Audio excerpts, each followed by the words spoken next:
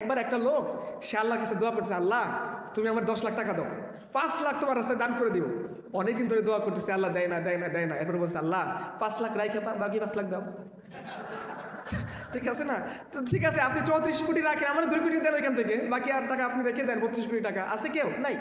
তার মানে আমাদের সমাজ এমন একদল মানুষ তৈরি করছে যে মানুষ, ওই ম্যাক্সিমাম মানুষ না, মুষ্টিমেয় কিছু মানুষের কাছে মিনিমাম কয়েকজন 2, 4, 5 জন দরবেশ বাবা থাকবে, যাদের হাতে শেয়ার বাজারের নিয়ন্ত্রণ থাকবে। তারা একেবারে শেয়ার বাজারে 120 কোটি টাকা মেরে দিয়ে রাস্তার নিম্ন মধ্যবিত্ত মানুষকে পথে বসাই দিবে। পত্রিকার খবর খুলবেন, যে লোকটা তার কাছে ছিলই 5 লাখ টাকা, ছিল 3 লাখ টাকা, বেক্সিং করে একটা শেয়ার কিনছে, শেয়ার বাজার ধসে গেছে বা দুর্নীতি করে এই শেয়ারটাকে নির্মূল করে ফেলা হয়েছে, একটা কিছু করে ফেলছে। ওই লোকটা, তার 3 লাখ টাকাই ছিল সম্বল, তার মধ্যে হয়তো দেখা যাচ্ছে 2 লাখ টাকা তার স্ত্রীর গহনা বেচা টাকা, তার সন্তানের জন্য রেখেছিল শিক্ষা বাবদ খরচ ওইটার টাকা, তার মার ওষুধের টাকা, তার বাবার টাকা, তার প্রতিবেশীর টাকা জড়ো করে সে 3 লাখ টাকা দিয়ে একটা শেয়ার কিনছে। রাতারাতি শেয়ার পড়ে গেছে, সে রাস্তায় দাঁড়াইছে। এই সমাজ তাকে সলিউশন দেয় নাই, কারণ এই সমাজ জানে যে পুলিশের কাছে সে সমাধান চাইতে যাবে, ও পুলিশও রাত শেষে ওই দরবেশ বাবাকে সেজদা দিয়ে আসে। সে পাবে না, এটা ওপেন সিক্রেট, পাবে না সে। কারণ ওই যে মিডিল ক্লাস, না তার হাতে টাকার জোর আছে, না ক্ষমতার জোর আছে, না তার কোনো ভাই মামা চাচা কোনো ক্ষমতাসীন দলের সদস্য, না সিন্ডিকেট মেম্বারের সদস্য, বা ক্ষমতাসীনদের বাড়ির পিয়নের কাছে কত কোটি টাকা থাকে? 400 কোটি টাকা।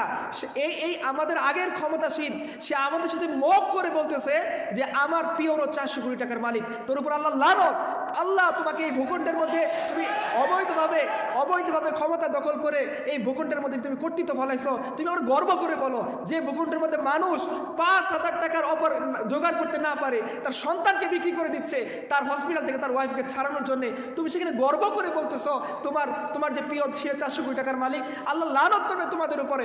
ভাইয়েরা, আপনারা যদি সত্যের কথা বলতে না দেন, সত্যের কথা শুনতে না দেন, সত্যকে আয়োজন করলে সেই প্রোগ্রামকে বিকৃত করেন, আপনি সেকুলার হন, আপনি বাঁচতে পারবেন না। এই সেকুলারিজম আপনাকেও শেষ করে দিবে, আপনার বোনকে শেষ করে দিবে। আপনি জানেন আপনি বাধ্য হবেন আপনার পোস্ট ধরে রাখার জন্যে। আপনার বোনের সাথে বেয়াদবি করছে, আপনি কিছু বলতে পারবেন না, কারণ আপনি যে দল করেন সেই দলের একজন সদস্য। আপনি দেখেন নাই 5ই আগস্টের আগে বোনদেরকে যারা পিটাচ্ছে, আরেক ভাইকে আমি দেখছি, সে দুর্ভোগ করে বলতেছিল, হায় আমার জন্য দুর্ভোগ, যে ছেলেরা আমার বোনকে পিটিয়ে রক্তাক্ত করছে আমি সেই দলেরই সদস্য। আপনি এরকম অভাগা হবেন। আর আমরা যে কথা বলছি যদি বলতে না দেন, আপনি ওই সমাজ পাবেন না যে সমাজের মধ্যে দরবেশ বাবা নামে পরিচিত শ্রেণী, ওরা ওদের সাথে বসে যাবে যার নিজের হাতে 5 টাকার কোনো কামানোর ক্ষমতা নাই। রাসূলুল্লাহ সাল্লাল্লাহু আলাইহি সাল্লাম দেখিয়ে দিবেন, তিনি ফতেহ মক্কা করতে যাচ্ছেন, মক্কার উপর বিজয় লাভ করতে যাচ্ছেন। দীর্ঘদিনের একটা শ্রম, দীর্ঘদিনের পরিশ্রম, কুরবানি তার সফল হতে যাচ্ছে। তিনি গোটা জাজিরাতুল আরবের বাদশাহ হতে যাচ্ছেন। সেই মুহূর্তে রাসূলুল্লাহ সাল্লাল্লাহু আলাইহি সাল্লাম চাইলে পারতেন তার কলিজার টুকরা নাতি হাসান এবং হুসাইন, যাদেরকে রাসূল সাল্লাল্লাহু আলাইহি সাল্লাম বলছেন যে এরা 2 জন জান্নাতের সুগন্ধি ফুল, এদের ব্যাপারে রাসূল সাল্লাল্লাহু আলাইহি সাল্লাম বলছেন যে হাসান এবং হুসাইন রাদিয়াল্লাহু আনহুমা এরা জান্নাতের যুবকদের সরদার হবে, নেতা হবে। তিনি চাইলে পারতেন তার বংশের এই 2 কলিজার টুকরা নাতিকে, আহলে বাইতের সদস্যকে উটের উপর বসিয়ে দিতে তিনি চাইলে পারতেন। তার পক্ষে ক্ষমতা ছিল। তিনি তার জামাতা এবং তার চাচাতো ভাই আলী ইবনে আবু তালেবকে তিনি উটের উপর বসাইতে পারতেন। আল্লাহ রাসূল সেটা করেন নাই। তিনি উটের উপর বসাইছেন 2 জন দাসকে। একজনের নাম ছিল কি উসামা ইবনে যায়েদ, তার বাবাও দাস ছিল, তিনিও দাসের সন্তান। আরেকজন ছিল বিলাল হাবশী রাদিয়াল্লাহু আনহু। এই 2 জন সাহাবীকে রাসূলুল্লাহ সাল্লাল্লাহু আলাইহি সাল্লাম উটের উপরে বসে তিনি ফতেহ মক্কা করতে যাচ্ছেন। এজন্য আমাদের যে দিন সেটা কি, এক হি সফ মে খড়ে হো গে মাহমুদ ও আয়াস, না কোই বান্দা রহা और ना कोई बंदा नवाज, बंदा ও সাহেব মুহতাজ গনি সব এক হয়ে তেরে দরবার মে পৌঁছে তো সবই এক হয়ে। আমরা এমন দিনের কথা বলি, এখানে আপনি আইডেন্টিফাই করতে পারবেন না যে কোন বেটা একেবারে নিম্ন লোয়ার মিডিল ক্লাসের সদস্য আর কার বাড়ি গুলশান বানানি বাড়ি ধাঁধায় আছে। কেননা গুলশান বানানি যেতে যার ফ্ল্যাট আছে 5 তলা, ও বসে মাটিতে বসে খাইতেছে। আর যে গ্রাম থেকে উঠে আসছে সদ্য একজন মুসলিম পরিবারের সদস্য, তার একটা গরু আছে, একটা মাটির ঘর আছে, আর সম্বল নাই, ও বসে এই লোকটার সাথে একই প্লেটে খাবার খাচ্ছে। এবং আমাদের সমাজ এমন একজন মানুষকে বানিয়ে যায় যারা মুসলিম উম্মার 50% সম্পদের অধিকারী হওয়া সত্ত্বেও যখন দুর্ভিক্ষ হচ্ছে, উসমান গনি রাদিয়াল্লাহু রাদিয়াল্লাহু আনহু, তার জন্য গোস্তের টুকরা আনা হয়েছে, উটের গোস্ত, উটের থুল মাংস, ভালো টেস্টি মাংস। তিনি বলতেছেন, খবরদার, যতদিন দুর্ভিক্ষ না শেষ হবে আমাকে তোমরা ভালো খাবার দিবে না। যেদিন আমার সাধারণ জনতা এই ধরনের খাবার খাওয়ার যোগ্যতা অর্জন করবে, ওই দিন আমি গিয়ে এই ধরনের খাবার খাবো। নিয়ে যাও, আমার জন্য নিয়ে আসো শুকনা রুটি, আমার জন্য নিয়ে আসো সামান্য একটু চর্বি, ওই গন্ধযুক্ত চর্বি আর শুকনা রুটি দিয়ে আমি ওসমান ততদিন খাবো যতদিন পর্যন্ত আমার রাজত্বের মধ্যে, আমার খিলাফতের মধ্যে একটা সাধারণ মানুষ যতদিন পর্যন্ত এরকম খাবার না খাইতে পারবে ততদিন আমি খাবো না। এই খাবারকে নিয়ে যাও। এইটা হচ্ছে সেই দিন। আপনার দিন দরবেশ বাবাদের বানাবে, যারা শেয়ার বাজার থেকে টাকা মারবে, যারা ব্যাংক থেকে টাকা লুট করবে, গোটা ব্যাংককে আস্ত গিলে খাবে, গোটা দেশকে বিক্রি করে দিবে, গোটা দেশকে তাবেদার রাষ্ট্র বানাবে, গোটা দেশের মধ্যে স্বাধীনতা সার্বভৌমত্বকে বিঘ্নিত করে অপর দেশের ট্রেনকে এই দেশের বুক চিরে চলতে তারা সাহায্য করবে। তারা এমন কিছু করবে যে আমাদের বিডিআর জওয়ানরা যখন বড়াইবাড়ি যুদ্ধ হলো, অপর পক্ষ থেকে শত্রুপক্ষ আক্রমণ করলো, মাত্র 3, 4, 5 জন মিলে লড়াই শুরু করলো, 17 জন সেনা লড়াই করলো। ওদের ম্যাক্সিমাম সৈন্যকে তারা কি করছে, একবারে উপযুক্ত শিক্ষা দিয়ে ওই দেশে যেতে বাধ্য করছে। যে বিডিআর প্রধান ওই সময় নেতৃত্ব দিয়েছিল তাকে স্বেচ্ছায় অবশ্যই বাধ্য করা হয়েছে। কাদের নির্দেশে? আপনারা এরকম সমাজ তৈরি করবেন, বলবেন স্বাধীনতা সার্বভৌমত্বের কথা, আর হুজুরদেরকে দোষবেন যে হুজুররা স্বাধীনতা সার্বভৌমত্বে বিশ্বাস করে না। এই চুক্তি কি হুজুররা করছে? এই ট্রেন যে আমাদের দেশ দিয়ে যাবে চুক্তি কারা করছে? হুজুররা করছে? এই চুক্তি আপনারা করছেন। আর আপনারা যদি মনে করেন যে না সমাজ এইভাবে চলুক, তাহলে সমাজ এইভাবে চললে ওইটা হবে যেটা আপনারা চান না। আর যেটা চান সেটা যদি হতে দিতে চান, এই প্রোগ্রাম হইতে দিতে হবে, এই ভাইদেরকে কাজ করতে দিতে হবে, ন্যায় আদল ইনসাফের কথা বলতে হবে। মনে রাখবেন, সম্মানিত ভিসি যিনি আছেন, আপনি বিপদে পড়লে এই ভাইরা এগিয়ে যাবে। আর আপনি যদি দিনের কথা বলতে না দেন, আদল এবং ইনসাফের কথা বলতে না দেন, মনে রাখবেন এটা ওপেন সিক্রেট। আপনিও জানেন, কারণ আপনিও ভার্সিটি স্টুডেন্ট ছিলেন, আমরাও ভার্সিটি স্টুডেন্টস। আমরা জানি একটা সেমিস্টার শেষ হওয়ার পর এমন নিকৃষ্ট গালি তার টিচারকে লক্ষ্য করে দেয়, ওই গালি শুনে টিচারে বমি আসবে। আপনি যদি চান এটা পরিবর্তন হোক, আপনার ভাইদেরকে কাজ করতে দিবেন। কারণ ভাইয়েরা এমন আদর্শ সমাজের কথা বলবে। আপনারা পড়ছেন না ছোটবেলায় শিক্ষাগুরুর মর্যাদা কবিতা? বাদশাহ গিয়ে দেখে তার সন্তান শিক্ষকের জন্য অজুর পানি ঢেলে দিচ্ছে। বাদশাহ আলমগীর খবর দিয়েছে যে শিক্ষক আপনি আমার দরবারে আসেন। শিক্ষক দরবারে গেছে, যাওয়ার আগে তার মনে হচ্ছে না জানি আমার কত বড় ভয়, শাহজাদাকে দিয়ে আমি অজুর পানির জন্য তাকে আমি ইউজ করছি, সে পানি ঢালতেছিল, আমি অজু করছি, হয়তোবা বাদশাহ আমার কল্লা ফেলে দিবে। বাদশাহ সম্রাট আওরঙ্গজেব রহমতুল্লাহ দরবারে শিক্ষক গেছে, তার ছেলের শিক্ষক বলতেছে, হে মহান শিক্ষক আপনি এটা কি করছেন? বলছে কি করছি? বলছে আমার ছেলেকে আপনি উপযুক্ত শিক্ষা দেন নাই। বলছে কেন বাবা? বলছে আমার ছেলেকে যদি উপযুক্ত শিক্ষা দিতেন তাহলে সে আপনার পা ধোয়াই দিত। আমরা এরকম, আমরা আপনাদের কারো বিরোধিতা করি না, আমরা ন্যায় এবং ইনসাফের কথা বলি। যে সম্মান আপনার চেয়ারে আপনি উপযুক্তভাবে আদল এবং ইনসাফের আলোকে পান, সেটা আপনাকে নিশ্চিত করবে এই হুজুররা। ঠিক তেমনিভাবে কেউ যদি জুলুম করে, সেই জুলুমের কালো হাতও ভেঙে দেবে ইনশাল্লাহ এই হুজুররা। যদি কোনো বনের দিকে সে আসুক সিরাজগঞ্জ থেকে, আসুক দিনাজপুর থেকে, আসুক পঞ্চগড় থেকে, আসুক টেকনাফ থেকে, সে এই জমিনের নারী, সেই ভূখণ্ডের সন্তান, সে কালেমা পরে এখানে আসছে, সে আমার বোন। রাসূলুল্লাহ সাল্লাল্লাহু আলাইহি সাল্লাম বলছেন, মনে রেখো মুসলিম উম্মাহ একটি দেহের মতো, যেমন দেহের কোনো একটা জায়গায় আঘাত পেলে সারা দেহ সেই ব্যথা অনুভব করে, ঠিক তেমনিভাবে কোনো বোন যদি র্যাগের শিকার হয় কোনো হলে, আমি সেই ব্যথা অনুভব করি। কোনো ভাই যদি ফার্স্ট ইয়ারের কোনো ভাই মেন্টাল টর্চারের মধ্যে পড়ে, যাকে তারই কোনো বড় ভাই ইমিডিয়েট সিনিয়র প্যান্ট খুলাইতে বাধ্য করছে, ইমিডিয়েট সিনিয়র ম্যাচের কাঠি দিয়ে গোটা হল মাপতে বাধ্য করছে, পুকুরের মধ্যে সারা ডুবাই রাখছে, তাকে উলঙ্গ করে তাকে নৃত্য করতে বাধ্য করছে, মনে রাখো আমরা আদল ইনসাফের কথা বলি। কোনো ভার্সিটি স্টুডেন্ট এরকম হবে না, এমন জেনারেশন তৈরি হবে যে তারা বড় ভাই হয়েও ছোট ভাইয়ের কাপড় কেচে দিবে, বড় ভাই হয়েও ছোট ভাইয়ের ফাইলপত্র কেনার লোকেশন দেখায় দিবে, বড় ভাই হয়েও সে দেখিয়ে দিবে কোন জায়গায় সস্তায় খাবার পাওয়া যায়, কোন জায়গায় ভালো কিছু করা যায়, কোন টিচার ভালো পড়ায়, কোথায় গেলে উন্নতি হবে, কেরিয়ার কীভাবে ঠিক হবে। এইরকম একটা জেনারেশন গড়ে উঠবে। আপনারা যদি প্রোগ্রাম না হতে দেন, দিনী কাজ না করতে দেন, এমন জেনারেশন গড়ে উঠবে। আপনাদের এই জাহাঙ্গীরনগরের কাহিনী, গেটের ভিতরে টিচারকে খুন করে ফেলছে, আসলে আপনাদের কাহিনী না, এটা আপনারাই গড়ে তুলছেন। কারণ আপনারা শিক্ষাগুরুর মর্যাদা নামের কোনো চ্যাপ্টার পড়ার নাই। আপনারা শিখাইছেন কিভাবে প্রতিপক্ষকে ঘায়েল করতে হয়, কিভাবে কুৎসা রটাইতে হয়। আপনি ক্লাসের মধ্যে আরো 10 জন টিচারের বদনাম করছেন, ও শিখছে যে একজন মানুষের বদনাম করা এইভাবে জায়েজ। আপনি আরেকজনকে অপমান করছেন, ও শিখছে আরেকজন মানুষকে অপমান করা জায়েজ। আপনি আরেকজন নামে কুৎসা রটিয়ে আরেকজনকে হটিয়ে চেয়ার দখল করছেন, ও শিখছে যেভাবে চেয়ার দখল করা জায়েজ। আমার টিচার যদি আরেক টিচারকে সরিয়ে অবৈধভাবে চেয়ার দখল করতে পারে, আমিও সুযোগ পেলে ওই বেটার কল্লা ফেলে দিয়ে আমি চেয়ার দখল করবো। এটা তারা শিখছে। এটা আপনারা যদি এই কাজগুলো হতে না দেন, উম্মার শিক্ষা আপনি যদি না দেন যে আপনি টিচার, আপনিও মুসলিম উম্মার সদস্য, আপনার যে ছেলেটা শিখতে আসছে ও মুসলিম পরিবারের সদস্য, যে মেয়েটা পড়তে আসছে তাকে আপনি ভোগ্যপণ্য মনে করে তাকে আপনি টিচ করেন না, তার বোরকা খুলতে আপনি বাধ্য করেন না। মনে রাখবেন, একজন আছেন তিনি দেখতেছেন। আপনি কি মনে করছেন আপনার চাকরি শেষ হয়ে যাবে, আপনি একদিন রিটায়ারমেন্টে চলে যাবেন, এই ছেলেগুলো আপনাকে দেখলে থুতু দিবে, কারণ আপনি তাকে নীতি নৈতিকতা শিক্ষা দেননি। আর আপনি যদি ওই রকম শিক্ষাগুরু চান, ওই রকম টিচার চান যে আপনি অজু করতেছেন, সে দৌড়াই যাবে, আমার স্যার অজু করতেছে, তাকে অজুর পানি ঢেলে দেয়, তার পাটাকে মুছিয়ে দেয়, মুছার শেষে একটা টিস্যু নিয়ে দেয় যে আমার স্যার অনেকদিন পর দেখা হয়েছে, সে বাইক থামাই দিছে, স্যার আপনি আমার একটা কোর্স নিয়েছিলেন, আমার মনে আছে, আমি অনেক উপকৃত হয়েছি, আপনার জন্য স্যার অনেক দোয়া রইল, আপনি আমার জন্য দোয়া করবেন। এই ট্রেডিশন যদি আপনারা দেখতে চান, এই ধরনের মানসিকতা যদি আপনাদের সন্তানদের মধ্যে তৈরি করতে চান, আপনাদেরকে ইসলামের কথা বলতে দিতে হবে।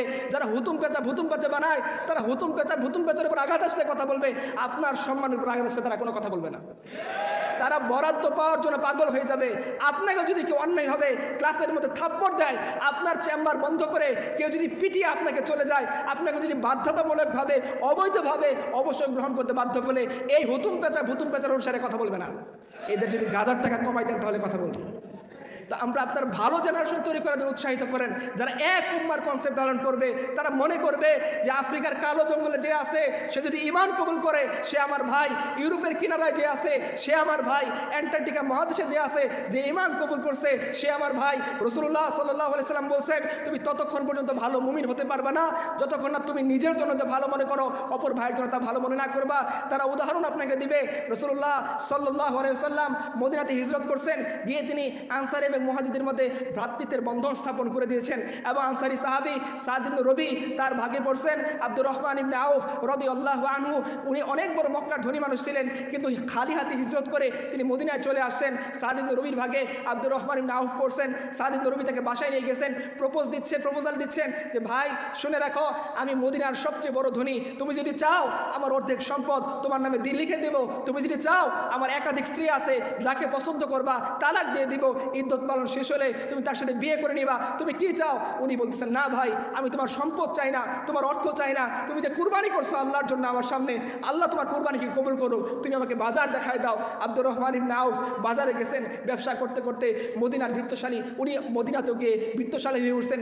এই যে সমাজ আমাদেরকে উৎসাহ দেয়, তোমার টাকা আছে মনে রেখো, তুমি 10 তলায় উঠে বসে আছো আর তোমার নিচতলায় বসে একজন বিধবা সে তার সন্তানকে খাবার দিতে না পেরে রাতের বেলা দেহ বিক্রি করতে বাধ্য হচ্ছে, তুমি পরিপূর্ণ মুমিন হতে পারবে না।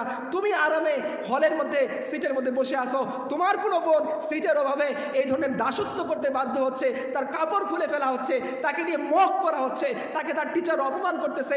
যতক্ষণ এই বোনের দুঃখ তুমি অনুভব করতে না পারবা, তুমি পরিপূর্ণ মুমিন হতে পারবে না। তুমি মনে রেখো, তুমি ভালো রুমে আসো, 4 জনের রুমে গণরুমের মধ্যে যে ছেলেটা আছে তাকে উলঙ্গ করে সমকামিতায় লিপ্ত হতে বাধ্য করা হয়েছে। প্রথম আলোর রিপোর্ট। এই ধরনের সমাজ তারা চাইবে না, তারা ফিল করবে। আর যতদিন ফিল না করতে পারবে যে যেখানে উল্লঙ্ঘ করে নাচানো হয়েছে সে আমার ভাই, যে বোনকে কষ্ট দেওয়া হয়েছে সে আমার বোন, যাকে সিট থেকে বঞ্চিত করা হয়েছে সেও আমার লোক, আমার রক্তের। এবং তারা জানে ওমর ইবনুল খাত্তাব তাদেরকে শিখিয়ে গিয়েছেন, কাবার দিকে তাকিয়ে তিনি বলেছেন, আরে কাবা তুমি অনেক বেশি দামি, কিন্তু মনে রেখো মুসলিম উম্মার রক্ত তোমার চেয়ে বেশি দামি। যে কাবাকে দেখলে আমরা আবেগ আপ্লুত হই, এই মুসলিম উম্মাহ যতক্ষণ পর্যন্ত মুসলমানের রক্ত অবৈধভাবে ঝরানো দেখে সেই পরিমাণ আবেগ আপ্লুত না হবে তারা পরিপূর্ণ মুমিন হতে পারবে না। এটা এই দিনের শিক্ষা। এই দিন এমন ভ্রাতৃত্ববোধ তৈরি করবে। ইয়ারমুকের যুদ্ধের মধ্যে ইকরিমা রাদিয়াল্লাহু আনহু তৃষ্ণার্ত অবস্থায় কাতরাচ্ছেন, তার ফুফাতো ভাই তার জন্য এক গ্লাস পানি আনছে, তিনি খেতে যাবেন, এই মুহূর্তে তার মনে পড়ছে তার পাশের একজন ভাই আরো তীব্রভাবে কাতরাচ্ছেন। তিনি বলতেছেন, ভাই আমার তৃষ্ণা তো আমি কোনো রকমের চেপে রাখতে পারবো, ওই ভাইকে পানি দাও। ওই ভাইয়ের কাছে নিয়ে গেছেন, ওই ভাইও ফিরাই দিয়েছেন। আমার পাশেজন বেশি কাতরাচ্ছেন, তার কাছে পানি নিয়ে যাও, তার কাছে পানি নিয়ে গেছেন, জেনে দেখেন তিনি মারা গেছেন। দ্বিতীয়জনের কাছে ফিরে আসছেন, তিনিও মারা গেছেন, ইকরিমাও মারা গেছেন। এই দিন এমনভাবে শিক্ষা দিবে, নিজের তৃষ্ণা বুকে চেপে এই ভাই আরেক ভাইয়ের জন্য পানি গ্লাসকে এগিয়ে দিবে, নিজের কষ্টকে চেপে রেখে ও জানে ওর যে টাকা আছে সেটাতে পুরো মাস চলবে না, কিন্তু সে এও জানে আমার যে বন্ধু তার বাবা কৃষক, তার কোনো টিউশনই নাই, এই মাসে যদি ফি দিতে হয় তার পক্ষে সম্ভব না, তাকে অন্যায় করতে হবে। তাকে যদি পোস্ট পদবি বাগায় না নিতে পারে, একটা খারাপ কাজ না করতে পারে, সে টিউশন ফি জোগাইতে পারবে না। সে জানে, এই কথা মনে করে সে তার মোবাইল বিক্রি করে দিছে, সে তার সম্পদ বিক্রি করে দিছে, তার এই ভাইকে সে উত্তরণ ঘটাতে সহযোগিতা করছে। এই ধরনের সমাজ একমাত্র ইসলাম দিতে পারে। ইসলাম উম্মাহ কনসেপ্ট দিয়ে পুরো পৃথিবীকে এক করে ফেলছে। তুমি থাকো আমেরিকায়, তুমি থাকো আফ্রিকায়, তুমি থাকো হিন্দুস্তানে, তুমি থাকো যে পৃথিবীর কোনায়, তুমি যদি আল্লাহর প্রতি ঈমান আনো, তুমি যদি রাসূলের প্রতি ঈমান আনো, তুমি এই মুসলিম উম্মাহর সদস্য। তোমার দুঃখে প্রত্যেকটা মুসলিম উম্মাহর সদস্য কাটবে, তোমার কষ্টে প্রত্যেকটা মুসলিম উম্মাহর সদস্য কষ্ট পাবে। যদি কষ্ট না পায় তাহলে মনে রাখতে হবে তাদের বুকের মধ্যে যে ঈমানের বাড়ি ছিল, ঈমানের বিন্দু ছিল, সেটা নিঃশেষ হয়ে গেছে, ঈমান মিটে গেছে। এই সমাজ রাসূলুল্লাহ সাল্লাল্লাহু আলাইহি ওয়াসাল্লাম আমাদের শিক্ষা দিয়েছেন এবং তিনি ভ্রাতৃত্ববোধের এমন উদাহরণ দেখিয়েছেন। ওমর বলছেন, ওমর যে যদি ফোরাতের তীরে একটা কুকুরও না খেয়ে মারা যায়, আমি ওমর হবে জিম্মাদার। আর আমাদের সমাজের মধ্যে আমরা দেখি আমারই পাশের ভাই আমারই পাশের রুমে থাকে, সে সকালের খাবারটা বাঁচিয়ে তার টিউশন ফি রেডি করতেছে, তার শরীর হার্টডিসার হয়ে যাচ্ছে, তার মেন্টাল প্রেশার চলতেছে, বড় ভাইরা অনুমত টর্চার করতেছে। আমি ফিল করি না। মনে রাখবো যে আমাদেরকে এক আল্লাহর সামনে দাঁড়িয়ে হিসাব দিতে হবে। আল্লাহ বলবেন তোমার সামনে জুলুমের শিকার হয়েছিল অমুক ভাই, তুমি কেন তাকে নিবৃত করো নাই? তুমি কি নবীজি হাদিস পড়ো নাই যে রাসূলুল্লাহ সাল্লাল্লাহু আলাইহি ওয়াসাল্লাম বলে গেছেন এক মুসলমান আরেক মুসলমানের উপর না জুলুম করতে পারবে, আর না সে জালিমকে সহযোগিতা করতে পারবে, জালিমকে সে থামাবে, মজলুমকে সে রক্ষা করবে। এটা মুসলমানের শিক্ষা তোমরা পড়ো নাই? এটাই ন্যায়, এটাই আদল, এটাই ইনসাফ। আমাদের আবু বকর বলছিলেন যে প্রত্যেকটা জালিম ততক্ষণ পর্যন্ত আমার কাছে দুর্বল যতক্ষণ তার হাত আমি কালো হাত না ভেঙে দিতে পারছি, প্রত্যেকটা মজলুম আমার কাছে ততক্ষণ শক্তিশালী যতক্ষণ তার অধিকার আমি ফিরে দিতে পারছি। এটা তো সেই উম্মতের শিক্ষা ছিল।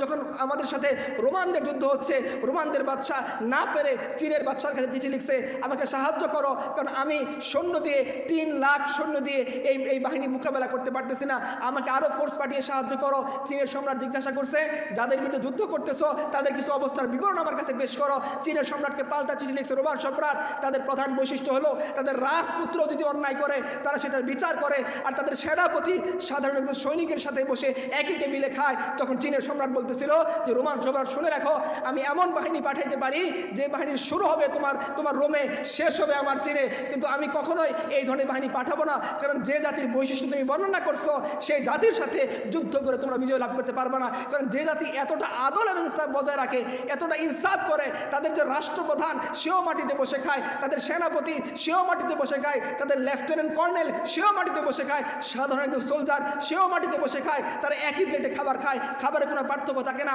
লেফটেন্যান্ট কর্নেল যদি শুকনো রুটি খায়, সাধারণ সোলজারও শুকনো রুটি খায়। লেফটেন্যান্ট কর্নেল যদি শুধু পানি খেয়ে তার ক্ষুধা নিবারণ করে, সাধারণ সোলজার সেও পানি খেয়ে ক্ষুধা নিবারণ করে।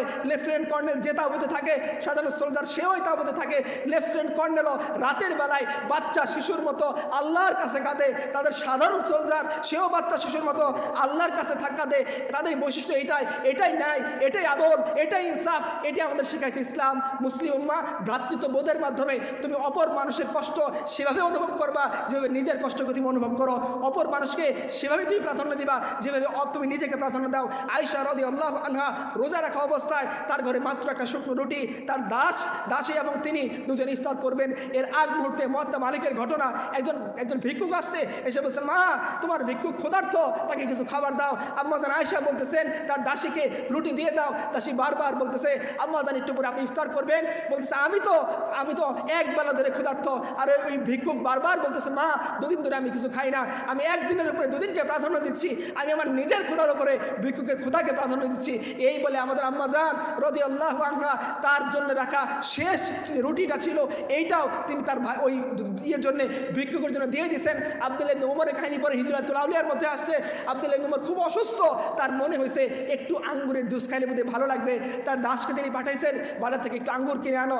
আঙ্গুর কিনে আনছে, ভিক্ষুক এসে দরজায় দাঁড়িয়ে গেছে, বলতেছে আমাকে কিছু দিয়ে সাহায্য করেন, অনেক দিন হচ্ছে আমি ভালো কিছু খাই না, আমার খুব আঙ্গুর খেতে ইচ্ছা করতেছে। সে দেখছে যে আব্দুল্লাহ ইবনে উমরের গোলাম আঙ্গুর কিনে আনতেছে বাজার থেকে। আব্দুল্লাহ ইবনে উমর বলছেন দিয়ে দাও, নিজের ইচ্ছার উপরে ভিক্ষুকের ইচ্ছাকে তিনি কুরবানি করেছেন। আমরা যদি সেই সমাজ চাই যে সমাজের মধ্যে আমার প্রত্যেকটা সহপাঠী আছে, আমার ক্লাসমেট আছে, তারা ওইভাবেই থাকবে যেভাবে আমরা থাকবো। হ্যাঁ হয়তো সে আমার মতো টাকা খরচ করতে পারবে না, কিন্তু সে কখনো ল্যাপের নিচে ডুকরে উঠে কাঁদবে না, কারণ তার বাবা প্যারালাইজড, তার পক্ষে শিক্ষার খরচ বহন করা সম্ভব না, তার বাবা অসহায়, তার পক্ষে ট্যুরে যাওয়া সম্ভব না, তার বাবা অসহায়, তার পক্ষে একটা ভালো জামা কেনা সম্ভব না, এই ধরনের ডুকরে উঠে কাঁদবে না। আমি হবে সেই লোক। আমাদেরকে রাসূলুল্লাহ সাল্লাল্লাহু আলাইহি ওয়াসাল্লাম শিখিয়ে গিয়েছেন। বুখারীর ঘটনা, একজন লোক আসছে রসুলকে লক্ষ্য করে বলছে ইয়া রাসূলুল্লাহ আমি নিজে অর্ডার দিয়ে আপনার জন্য স্পেশাল চাদরটা নিয়ে আসছি, আপনি একটু পরেন। রাসূলুল্লাহ সাল্লাল্লাহু আলাইহি ওয়াসাল্লাম পুরাতন চাদর চেঞ্জ করে ওইটা পরছেন। একজন সাহাবীর সাথে সাথে এসে বলতেছেন ইয়া রাসূলুল্লাহ এই চাদরটা আমার পছন্দ হয়েছে, আমাকে হাদিয়া দিয়ে দেন। আল্লাহ রসুল সাল্লাল্লাহু আলাইহি ওয়াসাল্লাম নিজের ভালো লাগা পোশাকের থেকে কোরবানি করে তিনি ঘরে গিয়ে পুরাতন চাদর গায়ে দিয়ে নতুন পোশাক হাসতে হাসতে দিয়ে দিয়েছেন। তাকে বলা হয়েছে সাহাবীকে যে তুমি কেন রসুল কাছ থেকে নতুন পোশাকটা এভাবে নিয়ে নিলা? বলতেছে ভাই আমার দুনিয়ার কোনো লালসার কারণে আমি নিয়ে নেই, আমার খুব ইচ্ছা ছিল রসুলের চাদরটা দিয়ে যাতে আমার শেষ যে অন্তিম পরিণতি তখন যখন হয়ে যাবে, মৃত্যু হয়ে যাবে, আমার যেন লাশটা রসুলের চাদর দিয়ে মুড়ি দিয়ে কবর দেওয়া হয়, এই কারণে আমি নিয়েছি। এটা মুসলিম উম্মার সমাজ। এক্সাম্পল আরেকটা দিয়ে শেষ করে দেই যে আপনারা জানেন আমর ইবনুল আস রাদিয়াল্লাহু আনহু তার ছেলে উনি যখন মিশরের গভর্নর ঘোড়া দৌড় প্রতিযোগিতার মধ্যে একজন সাধারণ মানুষকে পিছনে ফেলে চলে গেছে, সাধারণ মানুষ এগিয়ে গেছে, আমর ইবনুল আস রাদিয়াল্লাহু আনহু ওনার ছেলে পিছনে পড়ে গেছে, তিনি এসে ওই লোকটাকে পিছনে ফেলানোর জন্য তাকে আঘাত করে ফেলে দিছে। এরপরে আমর ইবনুল আস রাদিয়াল্লাহু আনহুর ছেলে প্রথম হয়েছে, এই খবর উমরের গোয়েন্দা বাহিনীরা উমরকে গিয়ে পাঠাইছে। উমর আমর ইবনুল আসকে তলব করছেন, তার ছেলেকে তলব করছেন, বলছে তোমরা কবে থেকে ওই মানুষদেরকে দাস বানানো শুরু করছো যারা তার সন্তানদেরকে স্বাধীন হিসেবে জন্ম দিয়েছে। তিনি নিজে ওমর ইবনুল খাত্তাব রাদিয়াল্লাহু আনহু আমর ইবনুল আসকে বলতেছেন পিঠ খুলে দাও তোমার ছেলেকে দৌড়া মারার জন্য, তুমি সুযোগ করে দাও। যখন ওই লোকটা আমর ইবনুল আসের ছেলেকে বারবার দৌড়া মারতেছিল, আমর ইবনুল আসের ছেলে মূর্ছায় গেছে, খলিফাতুল মুসলিমিন ওমর ইবনুল খাত্তাব রাদিয়াল্লাহু আনহু তিনি নিজের পিঠ খুলে দিয়েছেন, বলছে তোমার যে কথা আছে আমার সাথে তুমি পেশ করো, তোমার যে ব্যথা আছে আমাকে দিয়ে তুমি প্রতিশোধ নাও। লোকটা বলতেছিল কিভাবে সম্ভব ইয়া আমিরুল মুমিনিন যে আপনি মুসলিমদের খলিফা আর আমি তো অধিকার আদায় করে নিয়েছি। বলছে না হয় নাই, যতক্ষণ তোমার মনের জ্বালা না মিটতেছে ওমর ইবনুল খাত্তাবের পিঠ তোমার সামনে উপস্থিত আছে, তুমি ওমর ইবনুল খাত্তাবের পিঠে আঘাত করে তোমার মনের ঝালকে তুমি পূর্ণ করো। এইরকম সমাজ আপনারা পাবেন, ভ্রাতৃত্ববোধের সমাজ আপনারা পাবেন। আমেরিকাতে যান আপনি দেখবেন কৃষ্ণাঙ্গরা কি পরিমাণ নির্যাতনের শিকার হয়। আপনারা দেখবেন পত্রপত্রিকা খুললে শ্বেতাঙ্গ পুলিশরা কৃষ্ণাঙ্গদের ধরে শ্বাসরুদ্ধ করে হত্যা করতেছে। শ্বেতাঙ্গরা সারা জীবন ভোটাধিকার ভোগ করছে। আমেরিকা স্বাধীন হওয়ার 200 বছর পরে কৃষ্ণাঙ্গদেরকে তারা ভোটাধিকারের স্বাধীনতা দিছে। যারা এটার জন্য আন্দোলন করছে সেই প্রেসিডেন্টকে তারা গুলি করে হত্যা করছে। এতটা তাদের ভিতরে ক্ষোভ, এতটা জাতীয়তাবাদ, আজও পর্যন্ত তারা দেখবেন যে কৃষ্ণাঙ্গদেরকে সহ্য করতে পারে না। কি পরিমাণ হিস্ট্রি পরে দেখেন, আফ্রিকা থেকে মিলিয়ন মিলিয়ন মানুষদেরকে ধরে বন্দি করে তারা নিয়ে ইউরোপকে আজকে বাগান বানাইছে, ইউরোপকে সৌন্দর্যমণ্ডিত করছে। রেড ইন্ডিয়ানদেরকে মেরে আমেরিকার যারা অরিজিনাল নেটিভ তাদেরকে মেরে কেটে নিঃশেষ করে দিয়ে সেই নিঃশেষিত কঙ্কালের উপরে তারা সভ্যতা স্থাপন করছে। ইসলাম এমনটা করেনি। ইসলাম এমন ভ্রাতৃত্ববোধের উদাহরণ দিছে, মানুষ মৃত্যুর আগে তার ভাইকে প্রাধান্য দিতে বাধ্য হয়েছে, মানুষ নিজে না খেয়ে অপর ভাইকে প্রাধান্য দিতে বাধ্য হয়েছে। ওমর ইবনুল খাত্তাব নিজে না খেয়ে দুর্ভিক্ষের সময় তাকে সামনে যখন আনা হয়েছে ওটের গোস্ত উসমানের মতো, তিনি বলছেন না আমি কোনোদিন এই গোস্ত খাবো না যতক্ষণ আমার সাধারণ প্রজা সে যতক্ষণ এই গোস্ত না খাইতে পারবে। তাকে শুকনো রুটি দেওয়া হয়েছে, নরম তুলতুলে রুটির বদলে কাঠ খুঁটটা রুটি দেওয়া হয়েছে। তিনি বলছেন এটি আমি খাবো, কারণ আমার প্রজারা এখনো পর্যন্ত ওইভাবে সবাই এই নরম তুলতুলে রুটি আর রুটির সাথে হালুয়া খাওয়ার যোগ্যতা অর্জন করে নাই। নিয়ে আসো শুকনা রুটি, নিয়ে আসো সিরকা, সেই সিরকার সাথে মিশিয়ে ওমর ইবনুল খাত্তাব সাধারণ রুটি খাইছেন। এটাই না সমাজের ইনসাফ যে শেখায় তোমার অপর ভাই যদি ক্ষুধার্ত থাকে তুমিও ক্ষুধার্ত থাকবা, অপর ভাই যদি কষ্টে থাকে তুমিও কষ্ট থাকবা, অপর ভাই যদি তোমাকে আলিঙ্গন করে তোমাকে চায় ভাই আমার সাহায্য দরকার তুমি তাকে সাহায্য করবা, হাত বাড়িয়ে দিবা। আপনারা কি ভুলে গেছেন মুতাসিমের কথা?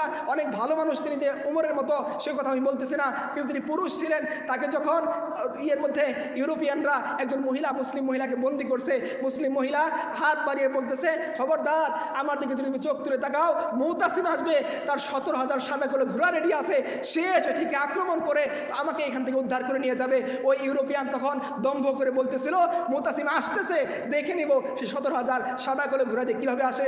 ইতিহাসের কিতাব বলতেছে যখন মুতাসিমের কাছে খবর পৌঁছাইছে মুতাসিম বলতেছে বোন তুমি ওই জালিমকে বলে দাও তোমার ভাই 17,000 সাদা করে ঘোড়া নিয়ে তোমাকে মুক্ত করার জন্য রওনা হয়ে গেছে। এটা হচ্ছে সমাজ, যে সমাজের মধ্যে নারীরা যারা নিরাপত্তা চান এই সমাজ চান, পুরুষরা যারা অধিকার চান এই সমাজকে চান, শিক্ষকরা যারা সম্মান চান এই সমাজকে চান, ভিসি যিনি তার অধিকার চান এই সমাজকে চান, সিন্ডিকেট যারা সমাজের মধ্যে স্বাধীনভাবে ইনসাফ কায়েম করতে চান তারা এই সমাজকে চান। এই ছেলেদেরকে কাজ করতে দেন, এরা ইনশাল্লাহ আপনার কখনো আপনাকে লাঞ্ছিত করবে না, এরা ইনশাল্লাহ আপনার মেয়ের দিকে চোখ তুলে তাকাবে না, এরা ইনশাল্লাহ কোনো ধরনের দুর্নীতি করে টাকা খাওয়ার ধান্দায় অপর শিক্ষকের গলায় ছুরি চালিয়ে চালিয়ে দেবে না, এরা আপনাদেরকে নিরাপত্তা দেবে, এরা সমাজকে নিরাপদ করবে, এরা জাহাঙ্গীরনগরকে নিরাপদ করবে। প্রত্যেকটা বোন তার অধিকার পাবে, প্রত্যেকটা ভাই ন্যায় ইনসাফ আদরের মধ্যে থাকবে, কেউ কারো দিকে চোখ রাঙাবে না, কেউ খাবে না। এই স্লোগান আপনারা দেন, কিন্তু নিজেরা গিয়ে বসে বসে ঠিকই অবৈধ সুবিধা নেওয়ার জন্য গোতাগতি করেন। এটা আমরা জানি, আমরা কোনো অবৈধ গোতাগতি করবো না। আমাদের অধিকার, যে লোকটা একজন মালিক সে অধিকার তারটা ফেরত পাবে, যে দারোয়ান সে তার অধিকার ফেরত পাবে, যে বোন ভর্তি হয়েছে সে তার অধিকার ফেরত পাবে, যে ছাত্র ভর্তি হয়েছে সে তার অধিকার ফেরত পাবে, দিনের অধিকার ফেরত পাবে। কেউ কারো উপর অযাচিত হস্তক্ষেপ করতে বাধ্য করবে না। এটা সেই সমাজের দিকে ডাকবে, সেই ভ্রাতৃত্ববোধের দিকে ডাকবে। এবং মোহাম্মদ আসাদ রহমতুল্লাহ বলছেন, পশ্চিমের কাছে এখনো পর্যন্ত এমন কোনো আইডিয়া নেই যেটিতে গোটা পশ্চিমকে সে ঐক্যবদ্ধ করতে পারবে। মুসলিম উম্মার কাছে আছে ভ্রাতৃত্ববোধ, ভাই ভাইয়ের সম্পর্ক। উনি আমার ভাই, কালেমার ভাই, ইমানের ভাই, দিনের ভাই। আল্লাহ বলছেন ইন্নাল মুমিনুনা ইখওয়া, প্রত্যেকটা মুমিন অপর মুমিনের ভাই, প্রত্যেকটা মুমিনা অপর মুমিনের বোন। একটা নির্যাতিত বোন সে পৃথিবীর যে প্রান্তেই থাকুক, আমি তাকে মুক্ত করার জন্য আমার দিল ছটফট করতে থাকবে। যে হলেই আমার কোনো বোন অপমানিত হোক, লাঞ্ছিত হোক, তার অধিকার ফিরিয়ে দেওয়ার জন্য আমার দিলের ভিতরে তামান্না কাজ করবে। এটা একমাত্র ইসলামের ভ্রাতৃত্ববোধই আমাদেরকে এনে দিবে। সেই সমাজ যদি আমরা না কায়েম করি, তাহলে আমাকে খুব কষ্ট করে বলতে হচ্ছে যে সিরা যা হুয়া মিল্লাতে মুরহুম কা আফতার, अब तू ही बता तेरा मुसलमान किधर जाए, जो ओ लज्जत आशोब नहीं बहरे आरोप में पोशीदा जो है मुझ में ओ तूफान किधर जाए। ও মুসলিম উম্মাহ, যে কষ্টটা নিজের দিলের ভিতরে আছে, কাকে দিব সেই কষ্ট? তুমি কিভাবে বুঝবা যে সিরাজগঞ্জ থেকে আসা ওই সাধারণ মফস্বলের মেয়েকে যখন উলঙ্গ করে তার দেহের বিকৃত অঙ্গভঙ্গি করা হয়, তাকে যখন খারাপ গালি শোনানো হয়, কয়টা বয়ফ্রেন্ডের সাথে রাত কাটাইছে এটা যখন জোর করে বলতে বাধ্য করা হয়, গণিতের ম্যাথের ডিপার্টমেন্টে ফার্স্ট হওয়া ছেলেটাকে যখন পুকুরে চুবাই রাখা হয়, যখন ভার্সিটির ফার্স্ট ইয়ারের ছেলেটাকে গণের মধ্যে মানসিক নির্যাতন করতে করতে এক প্রকার পাগল করে দেওয়া হয়, এদের দিলের মধ্যে কি পরিমাণ কষ্ট কাজ করে এটা আমি কাকে বোঝাবো? যে দিলের মধ্যে, আমার দিলের মধ্যে তুফান চলতেছে, এই তুফান আমি কাকে দিব? সমুদ্র তো পাচ্ছি না যে সমুদ্র এই তুফানটাকে ধারণ করতে পারে। এখন শুধু আল্লাহ রসুলকে বলতেছি, আপনি বলেন এই মুসলমান কোথায় যাবে? ছিন্ন বিচ্ছিন্ন হয়ে গেছে। আর তো বলতেছি আমরা এক, বলতেছি এক উম্মাহ, বলতেছি এক কোরআন, বলতেছি এক নবী, বলতেছি এক আল্লাহ, কিন্তু আমি অপর মুসলমানের দুঃখে দুঃখিত হই না, অপর ভাইয়ের দুঃখে দুঃখিত হই না। ওর নামাজ পড়ে না, বাস বাদ দিয়ে দিছি, ও আমার ভাই। সে যদি কালেমাকে স্বীকার করে, মাঝে মাঝে নামাজ পড়ে, বাদ দেয়, ও আমার ভাই। যে বোন পর্দা করতেছে না, ভুলের পথে আছে, ও আমার বোন। আমি যতক্ষণ পর্যন্ত আসি বোনের অধিকার আমি আদায় করে দিব যদি সে মুরতাদ না হয়ে যায়। আমি যতক্ষণ পর্যন্ত আসি ভাইয়ের অধিকার আমি আদায় করে দিব যদি সে মুরতাদ না হয়, ইসলামকে চ্যুত না হয়ে যায়, ইসলামকে না ছেড়ে দেয়। যদি আমি এইভাবে মানুষের সামনে সলিউশন আকারে ইসলামকে উপস্থাপন করতে না পারি, মানুষ কখনোই আমার ইসলামকে অ্যাকসেপ্ট করবে না। মাক্কি জীবনের মধ্যে রাসূলুল্লাহ সাল্লাল্লাহু আলাইহি ওয়াসাল্লাম নির্যাতিত অবস্থায় ইরাশি গোত্রের একটা লোক আসছে, সে এসে বলতেছে যে আবু জেহেল আমার কাছ থেকে উট কিনছে, এখন সে উটের মূল্য পরিশোধ করতেছে না, আপনি আমার মূল্যটা পরিশোধ করে দেন। সমাজের সবাই বলতেছে মুহাম্মদের কাছে যাও, উনি একমাত্র সত্তা যিনি আবু জেহেলের মুখে দাঁড়িয়ে কথা বলে তোমার অধিকার আদায় করে দিতে পারবেন। চিন্তা করেন, রাসূলুল্লাহ সাল্লাল্লাহু আলাইহি ওয়াসাল্লামের পলিটিক্যাল কোনো আশ্রয় নাই, অনেকটা পায়ের নিচে মাটি নাই এরকমটা, কিন্তু ওই অবস্থার মধ্যে তিনি ওই ইরাশি লোকটাকে নিয়ে গেছেন, আবু জেহেলের দরজায় নক করছেন, নক করে আবু জেহেল এক্ষুনি তার অধিকার দিয়ে দে। আবু জেহেল ভয় পেয়ে ওই ইরাশি গোত্রের লোকের টাকা দিতে বাধ্য হয়েছে।